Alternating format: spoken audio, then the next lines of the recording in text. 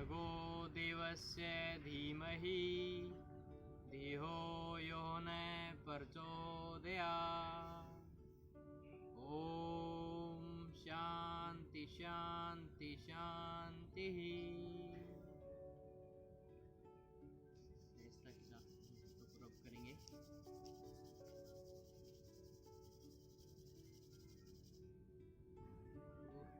और धीरे से आंखों को खोलेंगे। नमस्कार दोस्तों, आप सबका स्वागत है आपके YouTube चैनल फ्यूचर योगा पर। आज का हमारा टॉपिक रहेगा बैक पेन। काफ़ी समस्याएं देखने को मिल रही है आज के दिन।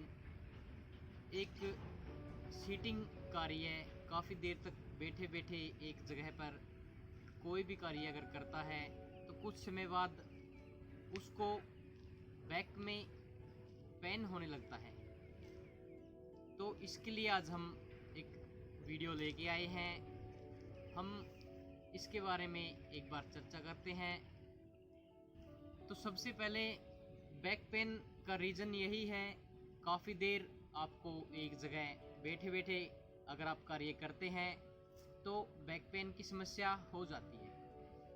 यानी अगर कोई बाहरी वस्तु हम उठाते हैं तो एकदम से कमर में झटका लगना, यह भी इसका कारण हो सकता है। काफ़ी समस्याएं देखने को मिली है। उसके बाद ही हम आज कुछ आसन करवाएंगे। सबसे पहले आप वज्रासन में इस तरीके से बैठ जाएं। आज हम उष्ट्रासन करेंगे। काफ़ी अच्छा रिजल्ट मिलेगा आपको अगर आप कंटिन्यू इसका अभ्यास करेंगे। ये नहीं कि आपने एक दिन किया, 2 दिन किया, कंटिन्यू नहीं किया तो किसी भी आसन का कोई अच्छा रिजल्ट नहीं मिलेगा आपको। और अगर आप कंटिन्यू किसी भी आसन को करते हैं तो लगभग 10-15 दिन में आपको उसका असर देखने को मिल सकता है। तो स्टार्ट करते हैं दोस्तों। सबसे पहले इस तरीके से वज्रासन में बैठ जाएं और फिर वज्रासन में बैठते हुए इस तरीके से घुटनों पर आ जाएं। कमर बिल्कुल आपकी सीधी रहेगी। सबसे पहले हम अर्ध उष्ट्रासन करेंगे, उसके बाद ही पूर्ण उष्ट्रासन करेंगे। दोनों हाथ इस तरीके से कमर पर रहेंगे। किसी भी प्रकार का कोई खिंचाव तनाव नहीं होना चाहिए। एक मनोभाव, किसी भी आसन को करने से पहले एक मनोभाव बनाना बहुत ज़रूरी है ताकि उसके लिए हम पूर्ण रूप से तैयार हो सकें। श्वास को धीरे धीरे खींचते हुए पीछे की तरफ झुकने का प्रयास करेंगे। आंखें सहजता के साथ बंद रहेगी।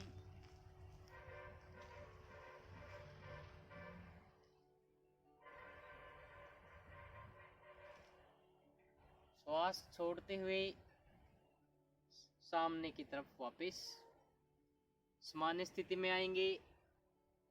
इस तरीके से हम अर्ध उष्ट्रासन का अभ्यास कर सकते हैं। और एक बार फिर से पुनः प्रयास करेंगे।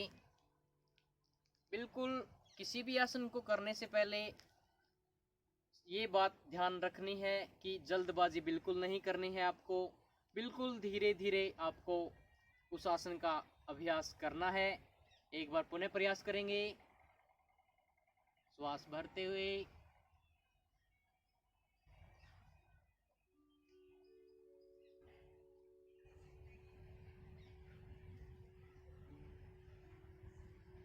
श्वास छोड़ते हुए सामने की तरफ वापस।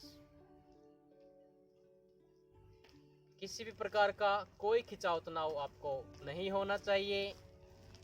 अगर आपको किसी भी प्रकार का दर्द हो रहा है, एक बार उस अंग को हिलाएं डुलाएं और पुनः प्रयास करें।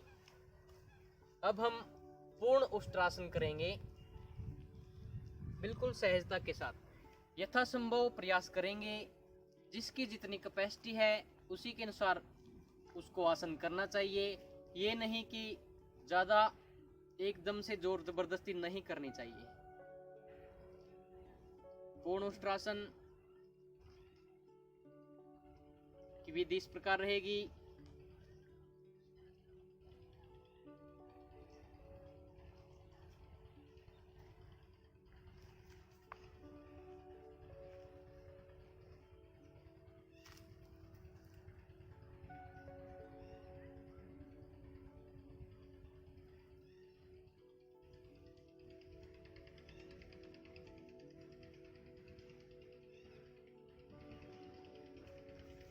बिल्कुल सहजता के साथ आपको अभ्यास करना है। जब आप पीछे की तरफ झुकते हैं तो श्वास को एकदम से खींचते हैं अंदर की तरफ और वहाँ पर होल्ड करने का प्रयास करें। उसके बाद ही जब हम वापस प्राथमिक स्थिति में आते हैं तो श्वास को छोड़ते हुए आएंगे। ये बात ध्यान रखनी बहुत ही आवश्यक है।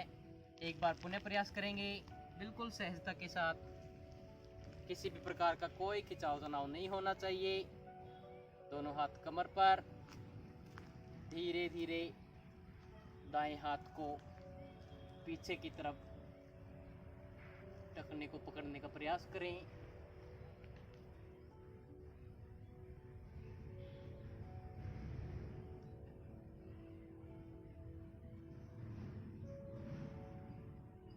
और सहजता के साथ बिल्कुल वापस होल्डिंग टाइम धीरे धीरे आपका बढ़ता जाएगा। इस तरीके से हम उष्ट्रासन करते हैं। सबसे पहले आप अर्ध उष्ट्रासन करें, उसके बाद ही पूर्ण उष्ट्रासन का अभ्यास करें, ताकि आपका मनोभाव उसके प्रति बनता जाए और आप धीरे धीरे आसन को अच्छे तरीके से कर सकें। उसके बाद आप थोड़ा सा शरीर को रिलैक्स करें। किसी भी प्रकार का कोई खिंचाव तनाव नहीं होना चाहिए। चेहरे पर हल्की मुस्कान। और उसके बाद हम अगला जो आसन करेंगे उसको मार्जारी आसन बोला गया है।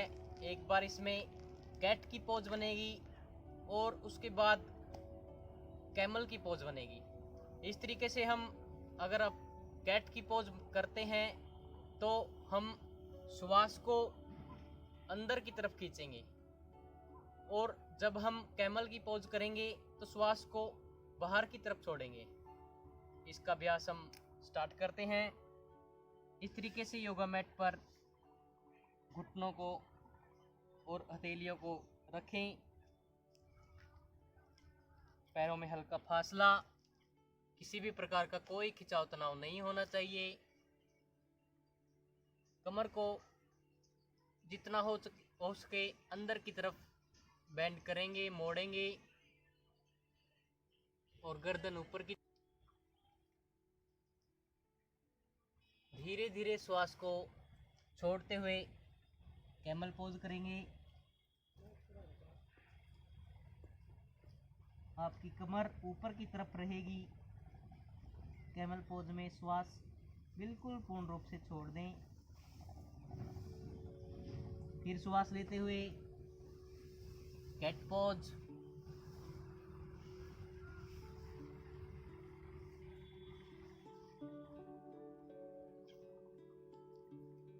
इस तरीके से लगभग 10 से 15 राउंड आप कंटिन्यू करते रहें।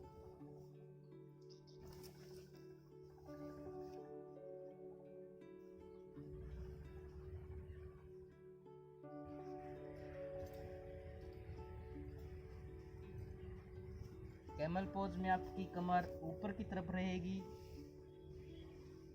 गर्दन नीचे की तरफ। और कैट पोज में कमर अंदर की तरफ और गर्दन ऊपर की तरफ।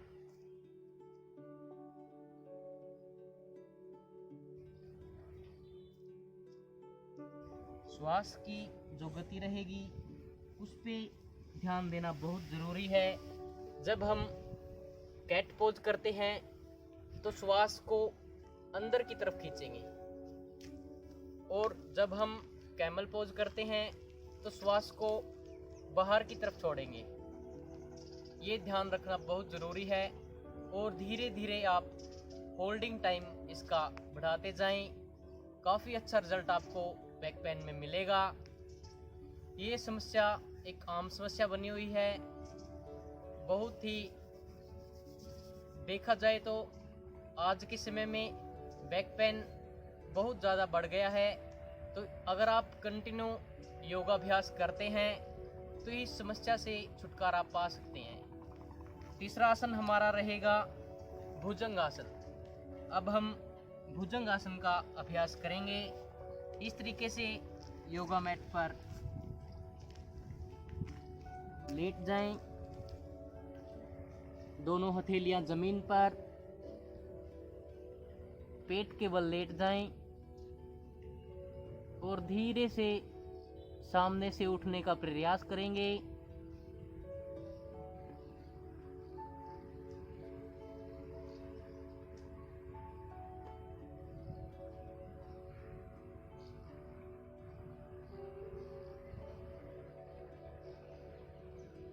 और श्वास छोड़ते हुए धीरे धीरे वापस। जब हम ऊपर की तरफ जाते हैं तो श्वास को रोकने का प्रयास करेंगे और नीचे की तरफ आते हैं तो श्वास को छोड़ते हुए नीचे आएंगे। एक बार पुनः प्रयास करेंगे बिल्कुल सहजता के साथ।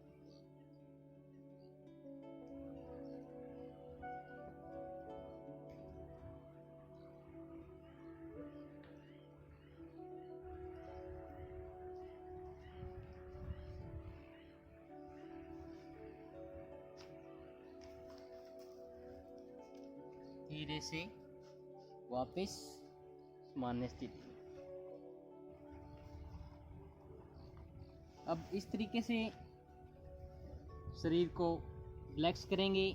पंजे बाहर की तरफ, एड़ियां अंदर की तरफ और सिर को बाईं तरफ रखते हुए बिल्कुल सामान्य स्थिति में श्वास प्रश्वास करेंगे। किसी भी प्रकार का कोई खिंचाव तनाव नहीं होना चाहिए।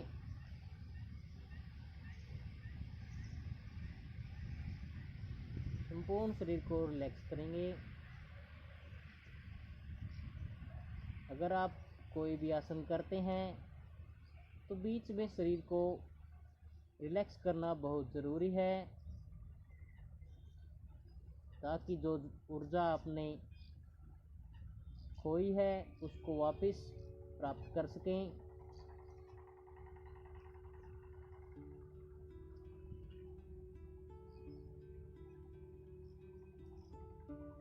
और इस तरीके से बाईं करवट लेते हुए सहजता के साथ उठकर बैठ जाएं।